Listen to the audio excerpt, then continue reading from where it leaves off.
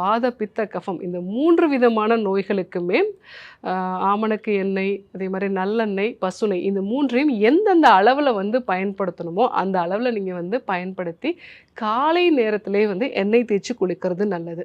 So காலை நேரத்தில் ஒரு 2 மணி நேரத்துக்குள்ளே, அதாவது நீங்கள் எழுந்து 2 மணி நேரத்துக்குள்ளே, ஸோ ஒரு 8 மணிக்குள்ளே வந்து நீங்கள் இந்த எண்ணெய் தேய்ச்சிட்டு அதுக்கப்புறமா ஒரு 1/2 மணி நேரம் ஊற விட்டுட்டு வெது வெதுப்பான வெந்நீரில் வந்து குளிக்கணும். ஸோ எண்ணெய் தேய்ச்சி குளிக்கிற அன்னைக்கு நீங்கள் நீர் காய்கறிகளோ அதே மாதிரி வந்து குளிர்ச்சியான பொருட்களோ வந்து எடுத்துக்கிறத தவிர்க்கிறது நல்லது.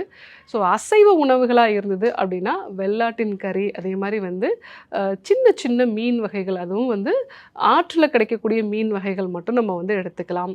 அதே மாதிரி அதிக ஒரு காரமான, அதே மாதிரி வந்து உடம்புக்கு ரொம்ப வந்து செரிமானத்துக்கு கஷ்டமான உணவுப் பொருட்களை அந்த காலகட்டத்தில் வந்து தவிர்க்கிறது நல்லது. எண்ணெய் தேய்ச்சி குளிக்கிற அன்னைக்கு பகல் உறக்கம் அப்படிங்கிறத நம்ம தவிர்க்கிறது நல்லது. ஸோ அந்த நாட்களில் நல்ல ரசம் மாதிரியான உணவுப் பொருட்கள், ஈஸியாக செரிக்கிற மாதிரி ஆவியில் வேக வச்ச உணவுப் பொருட்களை எடுத்துக்கிட்டீங்க அப்படின்னா ஸோ உங்களுடைய இந்த உடம்புல இருக்கக்கூடிய வாத பித்த கஃப நோய்கள் இது எல்லாமே வந்து சரியாகும்.